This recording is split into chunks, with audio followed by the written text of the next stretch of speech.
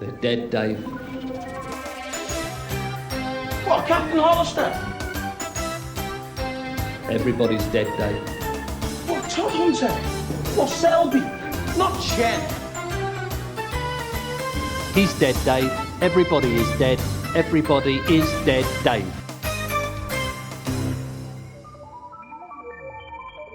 Hello, welcome to Everybody is Dead Dave, the Red Dwarf review podcast. We're back for another episode. It's time to pass judgment because we are doing justice. We're going to do justice to this episode. Hopefully. This is, of course, the podcast where we're working our way through every single episode of Red Dwarf in order. Myself and Adam here. That's me. Hello. We're making our way, aren't we? We're doing all right. Four series in. We're almost halfway through the original run, if you want to call it that. Man. The original era. Yeah, and that's fans believe that's series 1 to 8, isn't it? The original run. Yeah, I know even that yeah. could be broken up into other eras, I suppose, smaller eras. But that's the kind of like before Red Dwarf's own wilderness years of 10 years of not having an episode, basically. Is it basically series 1 to 8 is when it was made by the BBC, and then everything after was made by Dave? Is that correct? Or Kind of. I think Back to Earth was a co-production between BBC and I believe ITV. Oh, okay. And Dave might have had some involvement in it, possibly. And then from series 10 onwards, it was all Dave. Oh, okay. Ironic. All Dave. On Everybody's Dead, Dave. Do us some justice as well, if you may, and hit that like button. Please do. And subscribe to this YouTube channel. If you're watching on YouTube, you might not be. You might be more traditional podcast listeners, in which case follow us, whatever your podcast platform. But, get the like button in there. Yeah, Much come join appreciated. in. Come join in. So we're talking about Justice today, series 4. Are we on? Yes, 4, Yes, episode that's the 5. one, yeah. I forgot. Episode 3. Episode 3. I'm losing count. It's hard. I have to write it in my notes, otherwise I will forget. So I've got series 4, episode 3. I should really be that organised, shouldn't I? I am not, especially when I'm in. It's my turn to introduce. So in this episode, the Red Dwarf crew find a transport pod that is defrosting somebody. It's a stasis capsule, and they're not entirely sure who's in it. It could be a prison guard. It could be a prison inmate. So they decide to head to Justice World, where there will presumably be facilities where they can deposit this person and be in a safe and secure manner. Yes. But when they get there, things don't necessarily go as they thought it would. What did you think going into this episode? What did you think based on the title and had you read the synopsis? Did you have any sort of preconceptions? I hadn't read the synopsis. I don't tend to. I like to come into these as fresh as possible, just because I feel that's the best. I just think it's the best way first time around.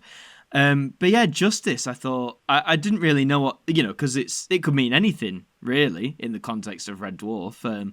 The Justice World, great original title there. Well done, guys. Well done. And just for people listening, at the time of recording this was the first episode I watched on the lovely Blu-ray format. Because Red Dwarf is sadly no longer on Netflix in the UK. So Phil took to BritBox, and I'm very old-fashioned, and I was like, I must own this on physical media. So I bought series 1 to 8 on Blu-ray. So yeah. One thing we haven't checked is if the BritBox versions are the same versions as are on the Blu-ray. So if anybody knows, do let us know in the comments. Or who knows, we you might be say watching something completely different versions of it because there are remasters and all sorts of things where slight tweaks and things happened. Well, if it's any help for you mega Red Dwarf fans, I know the Blu-ray is the 2018 Blu-ray set. I think it's the first time it said it's been released on Blu-ray. That's what it said on the box, so quite recent. But yeah, it looks great. Looks great in HD or the remaster, whatever it is. It's great. Doesn't make the fonts of the title of the closing credits any better, but I'm not going to harp on about that too much because you've all heard that before. You've done it every episode this season. I can't, Phil. It's not good. It's not good. So we start off the episode, and Lister's a bit poorly. A little bit, yeah. A little bit poorly. Space mumps. Yeah. what an unfortunate illness to get, because his head is like just like enlarged. It looks like, I don't know if you I can't remember what's the name of the villain. There's a comic book villain that looks a bit like this, with like an like his brain has grown too big for his skull. Oh, I've got a vague image, but I couldn't tell you what. I should know this, but I've completely gone blank on the name of the comic I thought the book villain. prosthetics were great though. They were his really head. good. Yeah. No, Yeah. they were really good. And what I really liked is the fact that Crichton, when he comes in, is sort of acting as doctor, nurse, and he's got a little red cross in his little tummy view screen thing that he has. Yeah. Nice little touch. It reminded me of like a Carry On film, but in space. So that sort of for anyone who's ever seen a Carry On. Space Mumps was interesting. Well, I mean, it doesn't. We'll get to it, I guess, but of course, it doesn't stick around for the whole episode. No, it's there for a sort of few little gags, really, isn't it? Yeah, I mean, I may as well just say this now since we're on it. When I liked it like when we first saw it, so the prosthetics are good. It's quite funny. But the fact that when it does end, it has his head burst essentially, and it's there's gunk and goo everywhere. I just sort of thought, oh, so it was just more of like a throwaway thing, because when I saw it, because Red Dwarf has a tendency, so far at least, things that are in like the first scene or the start of the episode often are like a big part of the episode, and this one really isn't. It's just sort of there for 5 minutes, and then it's no longer a thing. We haven't seen him get it. We don't, it's just implied and all that. Do you know what I mean? I was like, it was funny, but I kind of liked that, because we weren't kind of starting off. It kind of felt like we were starting off, and we got a feeling that other stuff goes on while we're not watching, and that, the lives of these characters carry on while we're not observing them. Kind of like that, because it wasn't anything. I didn't feel like I was missing out on anything particularly major, because like it just sounds like he got a bug and he's been a bit ill and had a big head for 3 weeks. Like I don't feel like I've missed out on anything, but I do like the sense that some other stuff's been going on. Yeah, no, that's fair enough. I think, I don't know then, just for me, I guess I maybe would have liked it more if it was like all like seen and wrapped up in the first scene, or if it had maybe played, or if it was more of a feature of the episode. I don't know. There was just the feeling I got when it just sort of ended. It wasn't disappointing, but I was like, oh, that's a shame. Do you know what I mean? I felt maybe they could have made more of a thing of it in the episode, but yeah, that was just a gut reaction anyway. I was like, oh, that's a shame. But yeah. I don't know about you. When we did our review, what episode was it? It was the episode we reviewed with Billy. I can't remember which one. Oh, was that the body swap? The body swap one, that's it. Yeah. And I remember us saying one of the things we all noticed in that one was that the energy levels of the characters were a bit less than they usually are. And there was a very good reason for that, and that was because due to technical things of what they were trying to achieve with the episode and having the voices come out of the wrong body. Yeah. They hadn't recorded it in front of a studio audience. I kind of got a bit of the same feeling of low energy in this episode, especially at the very beginning in the sort of first half of the episode. And up until we got to the sort of court scenes later on where it definitely picked up. But these early episodes, this early bit of the episode, it felt a bit low energy, and I'm not sure why, because there's nothing there that felt like, there's an obvious technical reason why they weren't recording in front of an audience or something. So was that just me, or did you? No, is that something you picked up on? I think I felt the same. I didn't write low energy, but I think I'd agree. What I wrote was, for like the first chunk of the episode, I've written down that the jokes and the gags weren't really getting me this time. There wasn't that same, with a lot of the Red Dwarf jokes.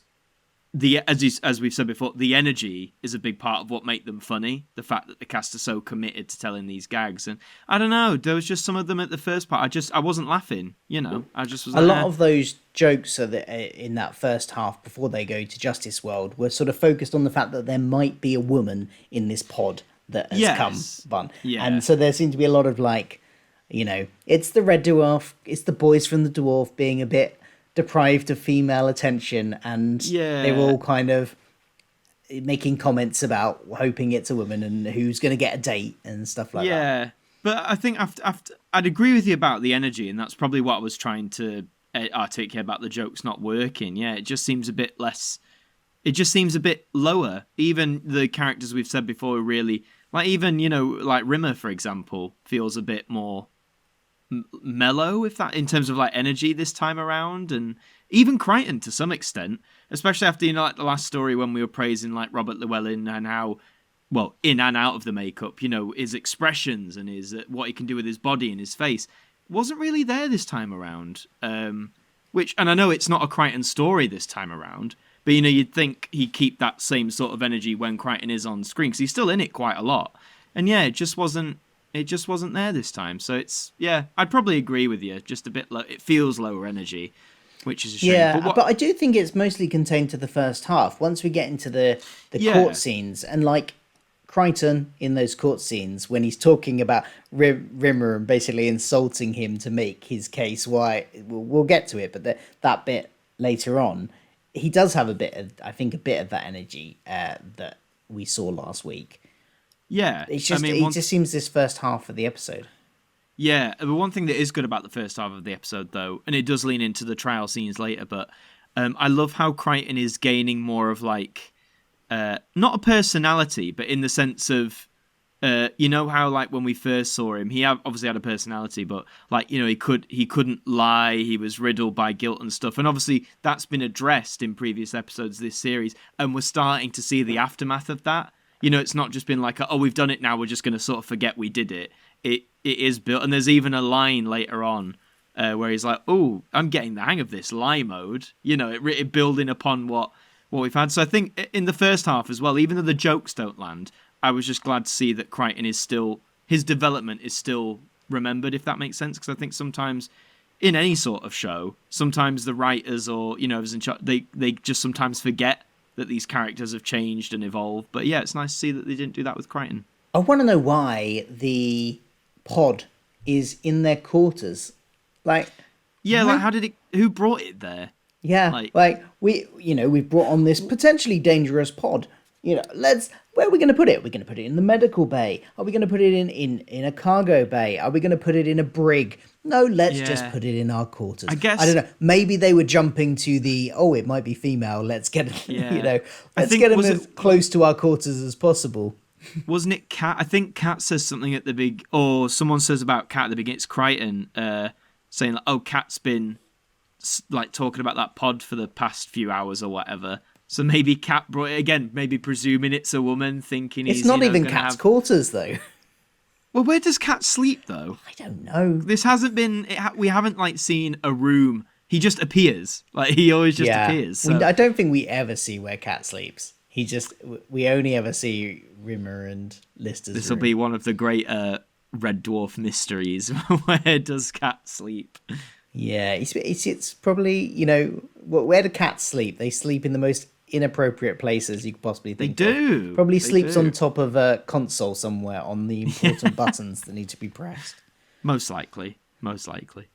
He does his usual. He gets in his usual catisms in this episode as well. His vainness and stuff. I think he has when he's having the back and forth with Lister about who the potential woman in this pod might want to go on a date with.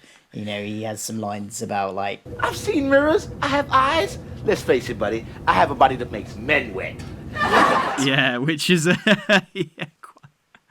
quite the provocative line. Not one I'd just who's fair enough. No, that's just Cat. It's Cat being Cat though, isn't it? So full of himself and very confident. And I must admit, I did like his outfits in this one. I like my flamboyant outfits myself, but I don't know. I quite enjoyed this one. A lot of them I'm like, oh mate, I wouldn't wear that. But I don't know. This one I was like, yeah, I dig that. Oh, that's cool. On the way to they go into Starbug, head off towards this prison colony, nicely conveniently close by. Yeah, given that they're 3 million years into deep space, but it's within Starbug hopping distance. And while they're on their way, we get a bit of gross out humor with Lister's head popping and all the pus, which was very and stuff, gross, like very ending up grim. on Cat, just all over his face. So grim. I'd probably Very react grim. the same way to it. I can hack my fair share of like stuff like that, but I don't know. That was the way it looked and like the amount of it and the consistent. Yeah, I was like, that's grim. That's very grim. So. And amazingly, no blemishes on Lister's head at all. It just his clean off. head's back. His hair's still there. It's all back to normal. It's fine. Just got a bit of mucus on him and pus. The magic of space mumps, you see. Once you pop it, that's it. It's all normal from there. So we get to Justice World, and it's very ominous, isn't it? It's all very booming voice over microphones, and it's an AI run thing. There's no humans or any. And on other that AI creatures there. though, why does all the AI in Red Dwarf come through Holly? I don't know. Yeah, Because it's we just mentioned mouths this along last with it. week, didn't we, with the computer? Yeah. It just seems every other AI that needs a visual representation just has to come through Holly. So, Yeah, who knows? It's a bit strange, like she's been taken over. Talking of Holly, we didn't really get much from Holly this week. There wasn't an awful lot of her in it. She just kind of pops in with the occasional line here and there. Do you feel it's that balancing act thing though, like we've talked about before? Because now, obviously, we've got the two main lads. You've got Kat, you've got Crichton now, and Holly. So a crew of five leads. And I know we said it even when Norman Lovett was Holly. Like Kat suffered a lot in those early seasons from not enough screen time. So do you think it's maybe a result of that and the limitations as well that Holly is just on a screen? Yeah, there's not. They struggle to obviously come up with reasons to take Holly with them places because occasionally you would get like when it was Norman Lovett, he got wheeled around on a old CRTV with wheels occasionally. Sometimes he would appear on a watch. Sometimes he would appear in Crichton's. Well, see, I don't know why they do the wristwatch thing more often because that could be such a simple way of. It's all on their wrists. She can be right there. It's odd. Yeah. But no, which is a shame because I'm really liking Hattie's version of Holly now as well. The more I see of it, I warm to it a lot. It's definitely come along a long way since those first few episodes of series 3. Definitely, they get these told to put on these shoes. Which these metal shoes clump along in their wonderful blue screen glory when we first see them. I was like, oh, that's just sweet, isn't it? They're basically that take control of where they walk to, and it's sort of automated to take them, and then they get. And then they go to the mind probe. The mind probe. No, not the mind probe. For anyone who's not a classic Doctor Who fan, we deeply apologise. But yeah, if you are a fan, honestly, when I heard that, I literally went, the mind probe. It's just, it's such a wonderful like sci-fi.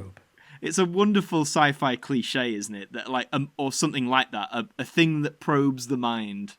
Such a fascinating sci-fi. All have different names, of course. It's the mind scan or the brain searcher, but then you just got the mind probe. That's probably the most iconic one. So. And this is where Crichton explains that they're probably just scanning to find out if you've done anything illegal, and this is where Lister starts to get worried. Yeah, and he's like, "Sorry, what?" Yeah, because he used to scrump in Liverpool, as he says, back in his. Yeah, I love the way he sort of turns to like these like little misdemeanors that go, oh yeah, we've all done that. It could it's scrumping. Oh, stealing apples, that's hardly a crime, sir. Yeah, but me and my mates, we used to go strumping for cars. Yeah, slightly bigger than apples. Yeah, but... and then he mentions a hotel, and Crichton's like, oh, everybody's stolen a bathrobe from a hotel, and he's like, no, I stole the bed. I don't know how he got away with that, but sure, yeah. Thinking of like the hotels, like they're all so narrow. How the hell do you steal a bed unless you like winch it out the window? But then still, that must be a big window. That must be a huge window. But yeah, we've all done little. I mean, call the police. But I remember back in the day when Woolworths still existed. I know. Still rest in peace, Woolworths. They used to have the pick and mix. I swear there was always like under like the things where you got them from, there was like a little tray underneath them all that was like, if any spilled out or if you dropped any. So they'd be in there.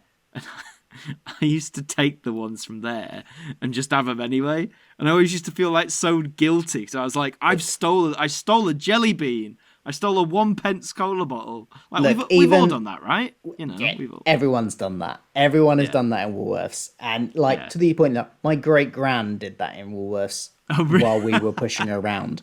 There was one time, this was many years ago, we were pushing my great gran around Woolworths in her wheelchair, and as we passed the pick and mix, my dad was pushing her. She just reached her hand in and took a chocolate, I think it was Cadbury's Roses or something, unwrapped it and ate it there and then. Yeah. And my dad was mortified. And he was like, you can't do that, Gran, what are you doing? Her simple reply was, well, you've got to taste the merchandise, haven't you? You've got to test the merchandise. That's something to live by, that. I respect that immensely. But no, it did make me laugh though, that whole gag, like the little thing, because as you said, we've all done little things that everyone's sort of done from time to time. But yeah, scrumping for cars, that's a little bit bigger. But but I mean, it takes a turn though, doesn't it? Because Lister gets to walk free.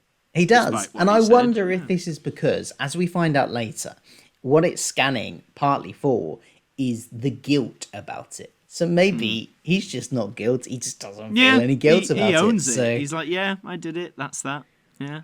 As opposed to Rimmer, who feels immense guilt for, as it turns out, as we have already found out in the series. I like this callback to sort of establish continuity, for causing the accident that killed the ship because he didn't seal the drive plates properly when he was tasked with that task, and wiped out and therefore the crew of, I think it's something like, as they say in this episode, 1,169, I think is the number.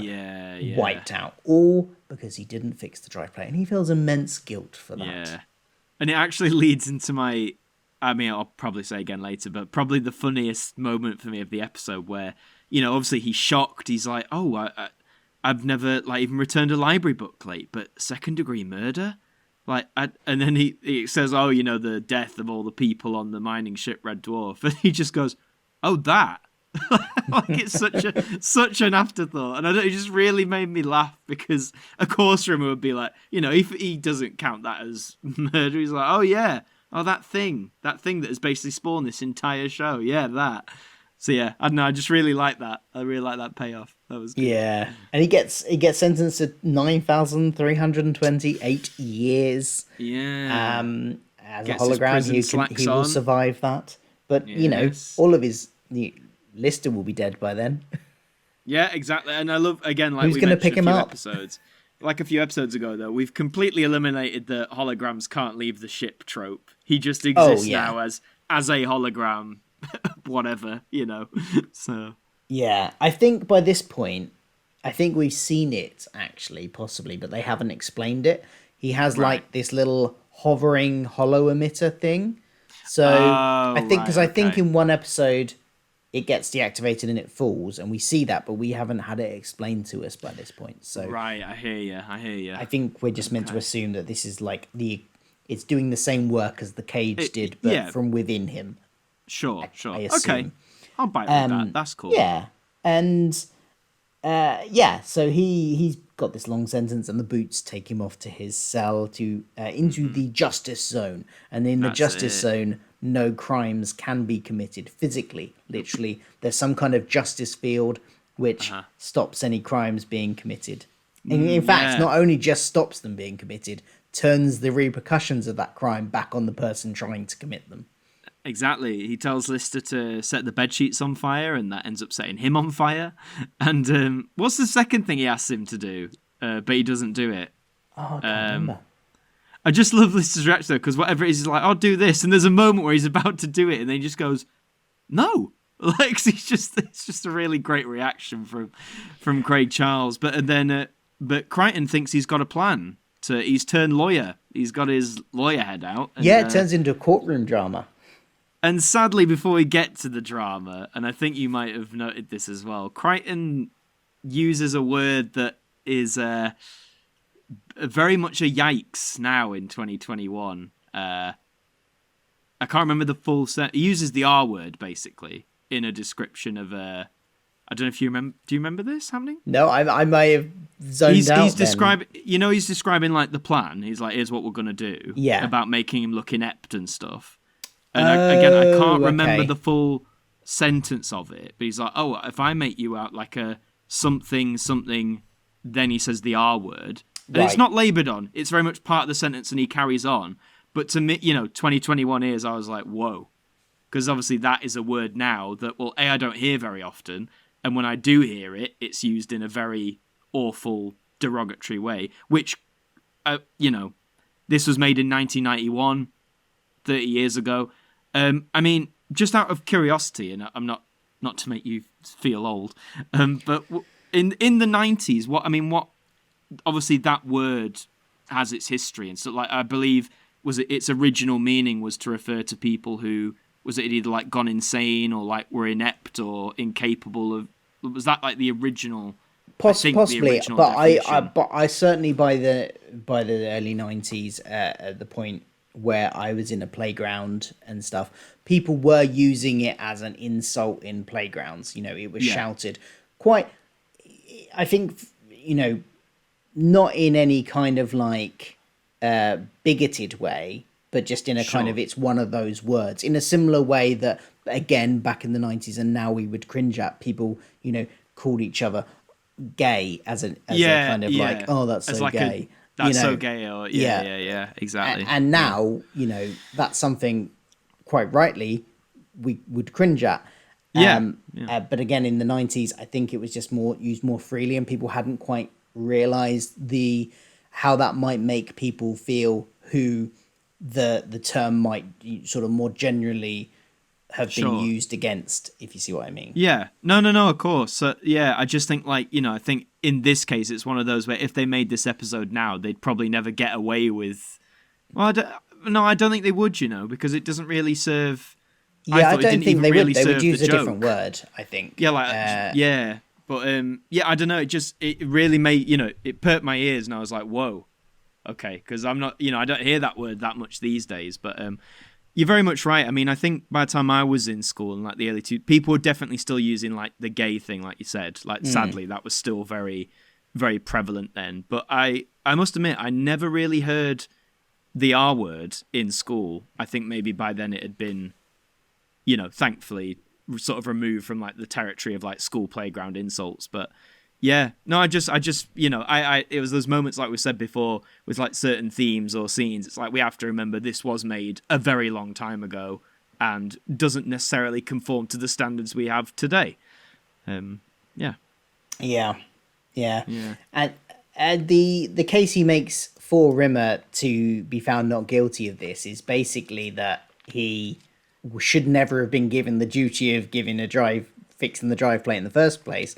Because he's a vending machine repairman, basically. That's what his main duties consist of. I mean, he's not wrong. If you watch the first episode, he's not exactly wrong. That is what his duties mostly consisted of, and that is the sort of level of ability that he had. He was in, arguably he had reached his peak of ability in his job, and should never have been given the task. Was it second technician, third technician, something second like that? Technician, yeah. Second technician. Lister was third technician, which I thought he was going to say when he came up to the stand and was like, "What's your job?" And instead he just said, "Bum." Bum, which did make me laugh again, to be fair. But no. Which I guess tracks with like, because Rimmer is still very much like, "Oh no, I'm. There's a hierarchy on this ship, and I am." Oh still God, there. He's whereas I don't think like Lister considers himself part of like an official crew anymore, like for the Jupiter Mining Corporation anymore, whereas Rimmer probably still does.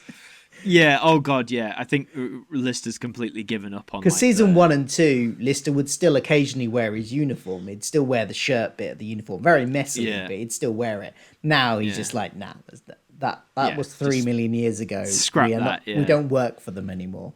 Exactly, because they're all dead. But yeah.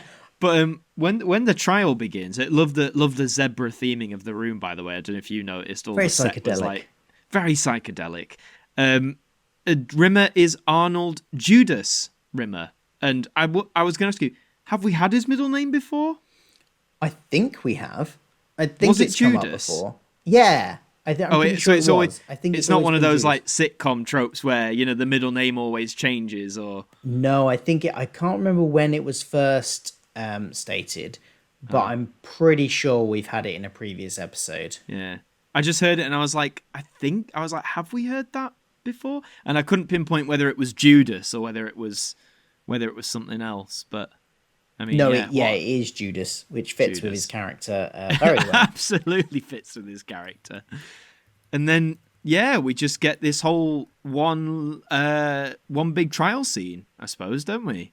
Yeah, it's just basically a list of reasons why Rimmer is inept and not very good at his job.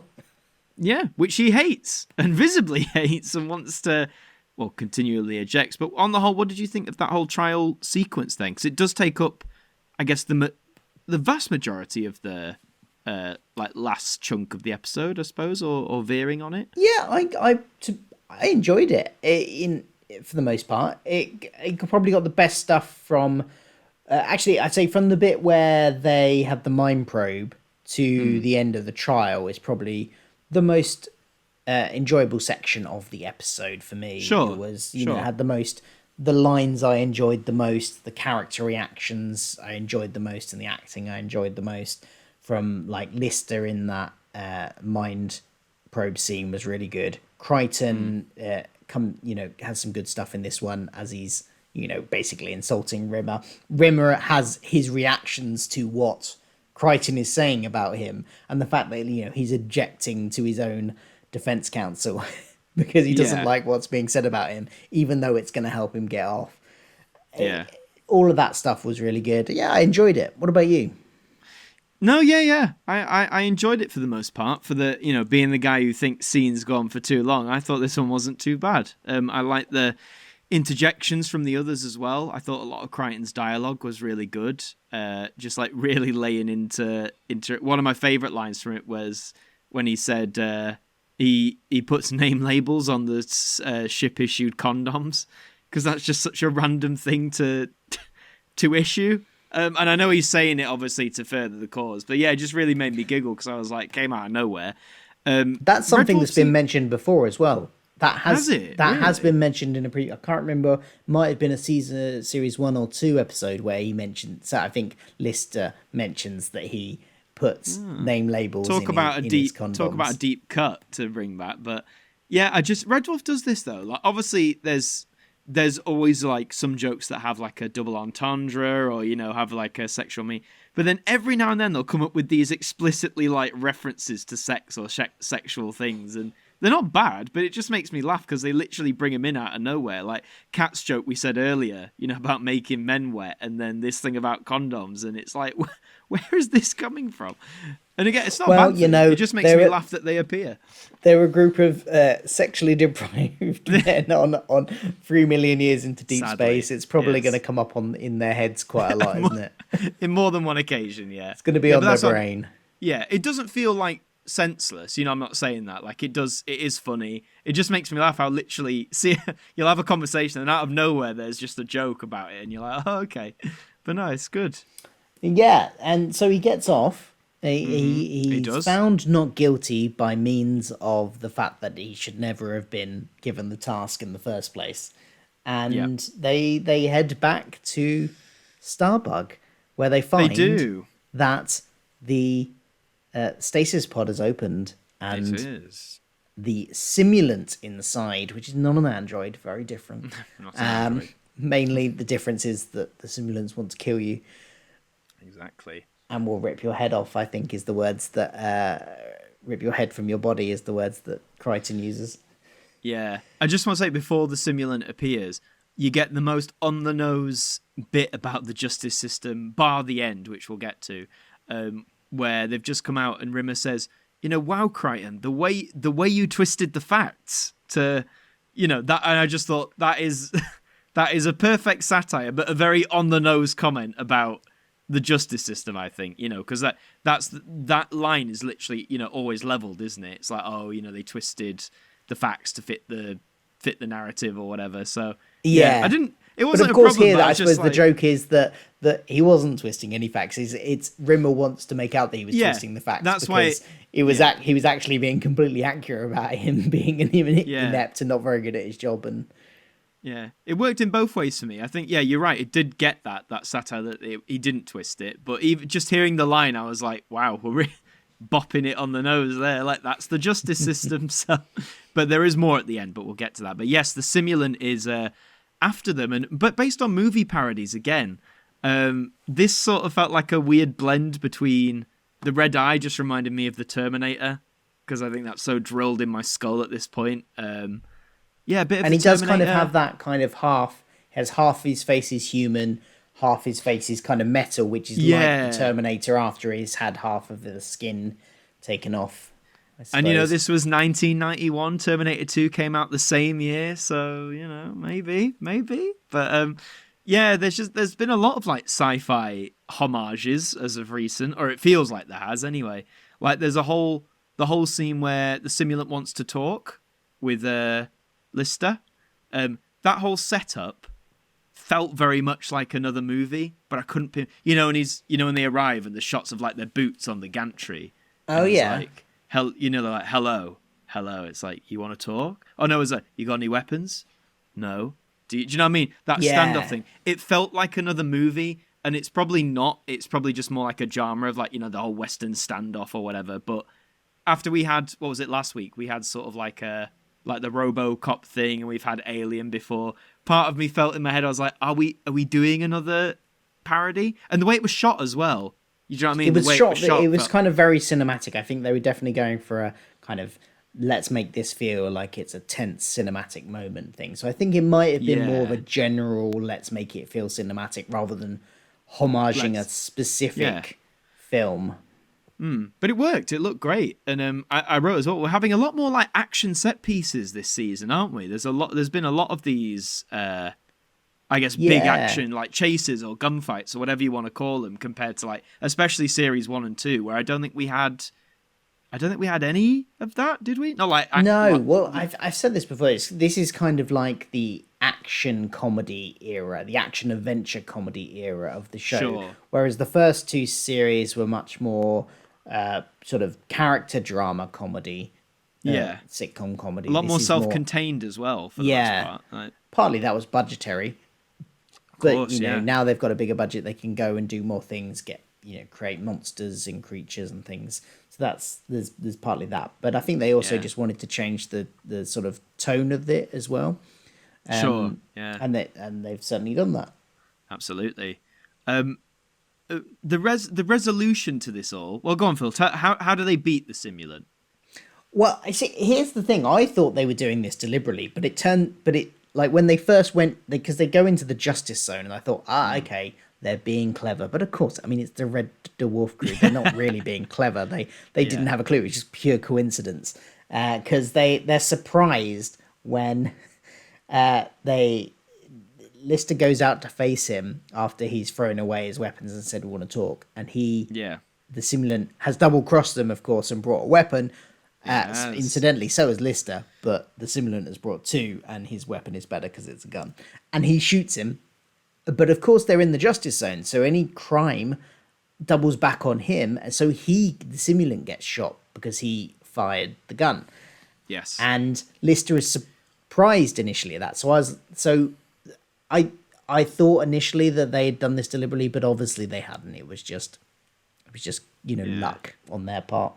And so he keeps on trying to attack him, and the things keep on happening to him. I did quite like the fact that then Lister comes over and is like, "Here, why don't you try hitting me with this?" Yes, yeah. And so he like does, strangling him and things like that. Yeah, he's like, and he's being a computer android thing. He's like, does not compute, and I think it was a good scene. Worked quite well.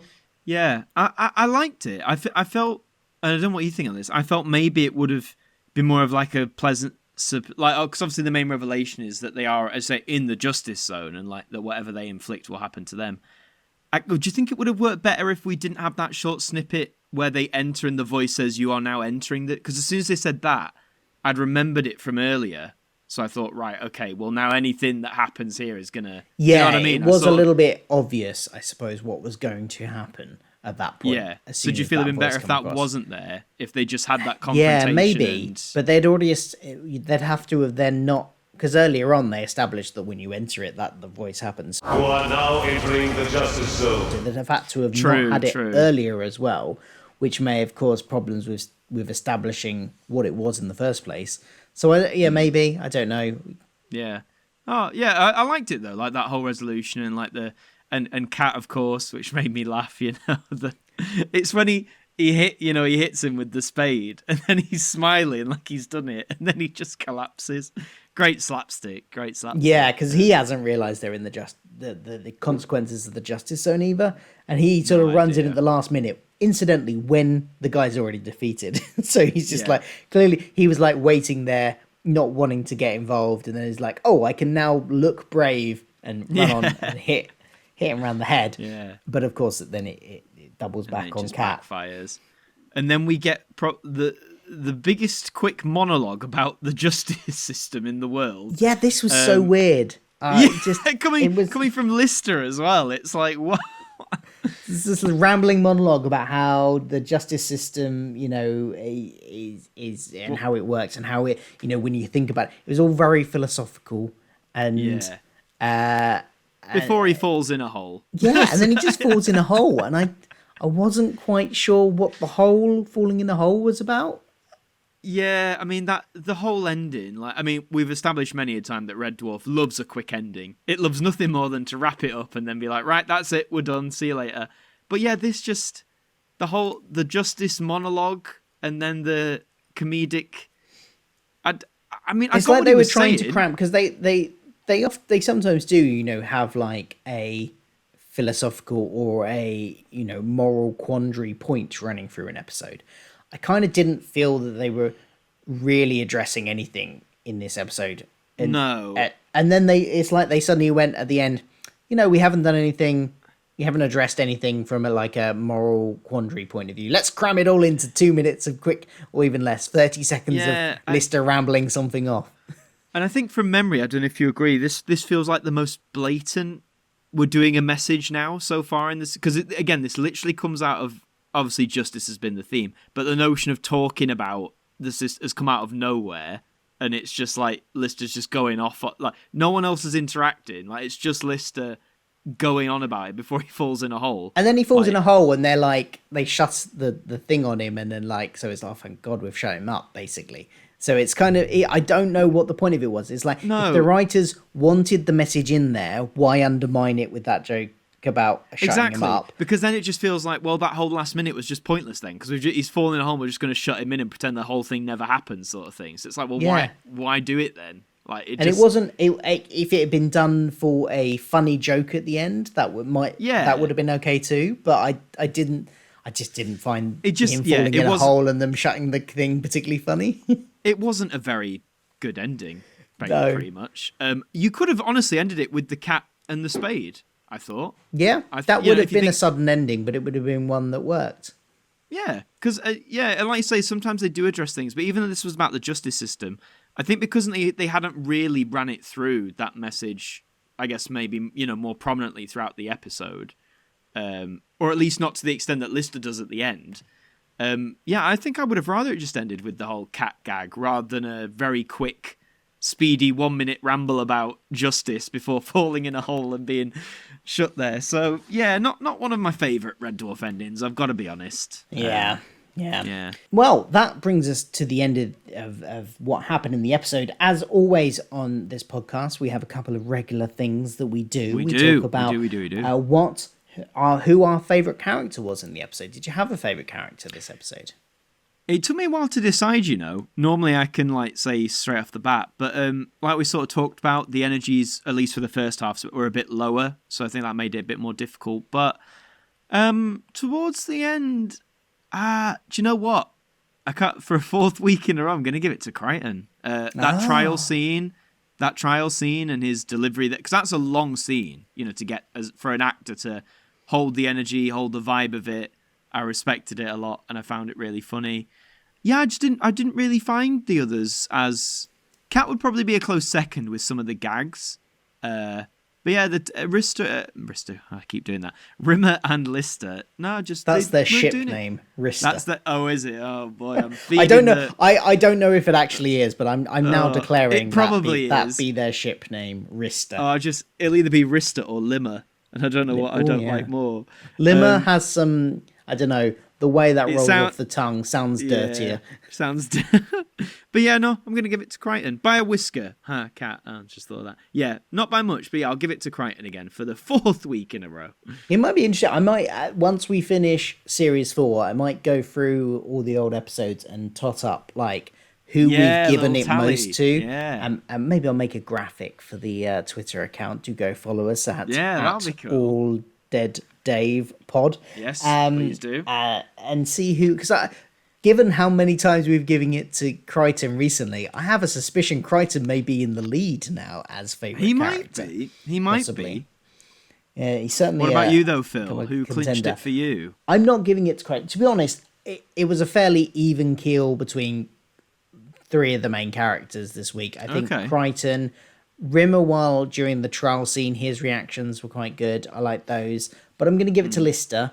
Mainly because of the mind probe bit, which we'll come to in a minute, because it is probably my favorite moment of the episode, and also that bit at the end where he's dealing with the simulants and the Fair Justice Zone bit. And yeah, I just think to be honest, I'm not massively enthusiastic about it this week. In terms of picking a main character, there was nobody that massively stood out to me. Yeah, but no one like Sean this week. There wasn't like a clear winner this week. Yeah, no. So I'm gonna give it to Lister, but there's not that much in it. No. Okay. Well, what about your your funniest moment? You're alluding to the mind probe. Yeah, section. I just liked Lister's reaction in this scene. The way he sort of. And he utilised pauses really well as well. Kind of like shocked pauses in the kind of like. As you could kind of see his brain ticking over, it's like, oh shit, I might be in trouble here. Yeah. No. And I just think it just worked really well, and I found it funny. Oh, good stuff. Well, I mean, I'll pair with you that mine is also from the mind probe section, but I've already mentioned it. It's the bit with Rimmer, the realization that it's the Red Dwarf. Oh, that. Just so throwaway. It really makes it's that sort of gallows humor that I really find funny. It's interesting that we've both got not only both from the same scene. They are different characters, but they're both moments of like a character going, "Oh yeah, yeah," and polar opposites. Lister being like, "Oh god," like the horror, the fear, and then Lister's, and then Rimmer just being very nonchalant. Oh that, Oh yeah, that the death of 1,000. Oh yeah, that yeah, which is very much in character. Like of course, if he did return a library book late, he'd be mortified. But 1,000 people. Oh yeah, forgot about that.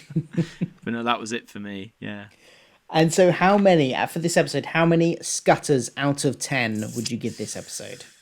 Oh well, I know last week it was quite low. Last week, wasn't it for me? Or it was either a 6 or a 6.5, I think, or maybe a 7. I don't know. I can't remember. A week ago, I've pushed that information out of my brain already.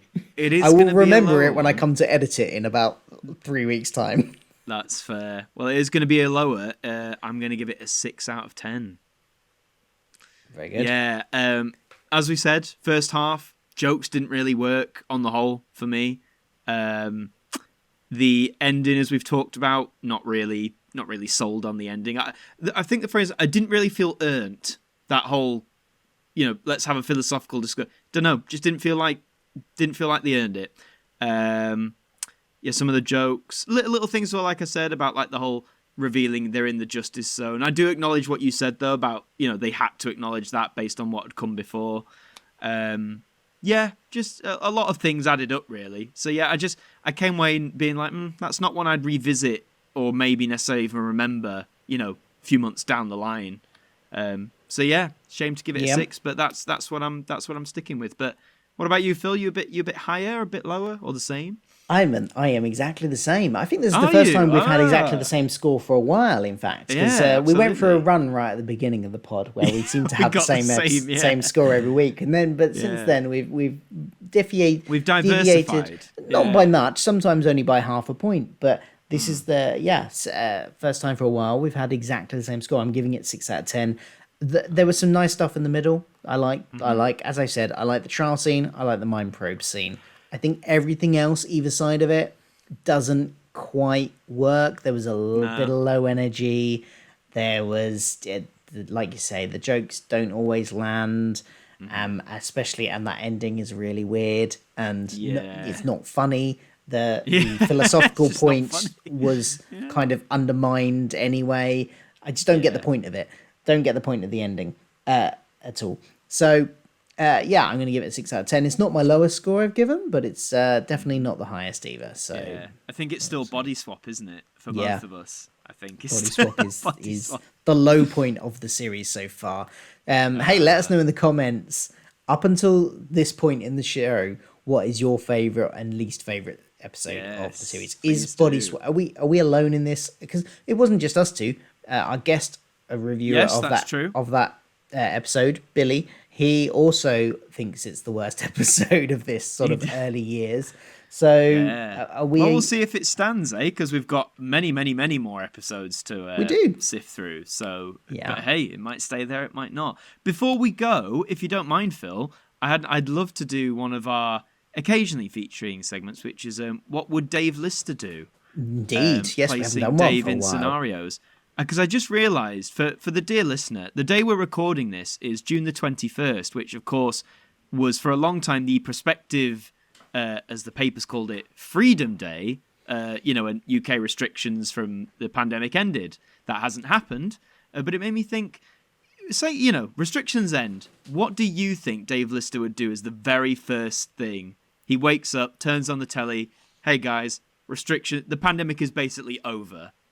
What do you think he'd do first? What would Dave Lister do first? He would probably go and get a curry Yeah, Vindaloo, most and then likely. head to the pub, I guess. Yeah, probably, and get Probably- absolutely smashed, probably. Yeah, probably. So- If he was, at home with his mates, to get Peterson, get him down the pub. Oh, yeah. See, I think similar, but I also think, what's that sport he likes? Like space hockey or Space the hockey, future? yeah. Is Something it like space that. hockey? I think it's something like that. I reckon he'd go out, I'd say, get drunk, have a curry, and then end up streaking across the space hockey pitch, if that's even possible. I feel he'd be one of those fans. Not the rude, horrible fans, but like, the fans who are a bit silly and like to do daft things like that. I feel he'd be one of them, definitely. So, yeah, can you streak across a space hockey pitch? Well, that's why I said, if possible. I don't know what the parameters of the game are, but Space hockey, I'm imagining it's played in space. space. So you might have to at least wear a space helmet of some kind that would feed you just some keep oxygen. the air in, And you might, rather than running, have to float past. Glide. Yeah, Which might glide make it even streak. worse for those who are like filming the game or whatever. Yes, completely zero G, everything floating everywhere. Yeah, everything floating everywhere. No, I just thought I'd throw that in just because I thought that'd be an interesting to. Yeah, we see haven't what done think one he'd for a do. while, have we? We Haven't let haven't. that No, slide. and I've noted we haven't done it for a while as our episodes have sort of stretched and become longer, and we've basically just gone, we've already been recording for almost an hour. We don't really have time for that. yeah, no, it literally popped in my head as we were talking, so I thought, well, if I say Yeah. it now before it goes away, so Definitely. It's always good to get it back. If you've got any ideas of things we can propose, what would Dave Lister do in any situation, then let us know. What situations should we ponder that Dave Lister could be in? Yes. Either topical or not. Why not? We like to go Either topical, or. but whatever. I think that's everything, isn't it? You got anything else to say about the Yes. episode before we go? No, just sadly a bit underwhelming this week around. Some good stuff, like you said. Don't get me wrong, but yeah, just not one of the best. Yeah, Not one I of the mean best this time. every series has to have at least one, I suppose, that isn't the greatest. Last series it was Body Swap. This series, Yeah, hopefully, this is the lowest point it goes. Hopefully, we've got 3 more left, so we'll We do. see. That is true. We will see. As usual, please do check us out on Twitter at All Dead Dave Pod. Get this right. That's the one. That's the All one. Dead Dave Pod. And where can they find you on Twitter and the internets? Oh, on the interwebs. Well, on YouTube, just Adam Martyn with a Y. Just type that in. I should pop up. I make videos on Doctor Who and a range of other things that I like, really. There's a lot of stuff. Check it out. There's probably something you'll like. And if you want to keep up to date with me on the other social medias, just Twitter mainly, Adam Martyn, AMTV. Come check out my daily ramblings. Do a few giveaways every now and then as well. Completely free to enter.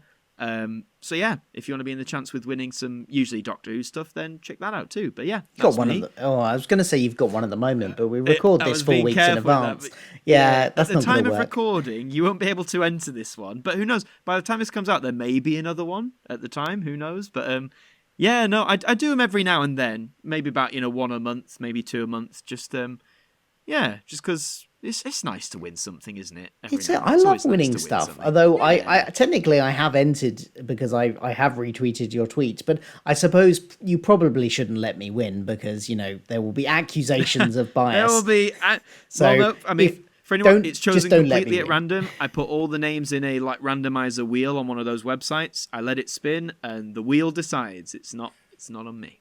So there you go. There we go. What about you, Phil? Where can they find you? You can find me on YouTube mostly, which is just my name, Philip Hawkins. I cover Doctor Who and other pop culture like the MCU, Star Trek. Obviously, this Red Dwarf podcast is on there and all sorts of things. You might be on there already listening to this, but if you're on another podcast platform, do go check that out. And on Twitter, I will give this. I occasionally say I'm not going to give this because I keep meaning to change it, but then I never do because this is the other running sequence of the show, so I'm going to change it. But I'm going to change it. One day I will just randomly change it. But currently, it is IUDEX_Phil. That is my current Twitter handle. And it's just me in front of some title. And I talk, again, mostly about Doctor Who and other pop culture stuff. So go find me on there as well, if you would be so kind. And if you are on YouTube, please do consider hitting subscribe, like, share, all that jazz. So that's another episode wrapped. We'll be back next week for what episode are we on? I've forgotten already. Is it episode 4 next week? Episode 4 of Series 4 next week. I wish I'd looked up what it was called, but I have not. So, just whatever it's called, we'll see you then. Whatever it's called. See you later. Bye.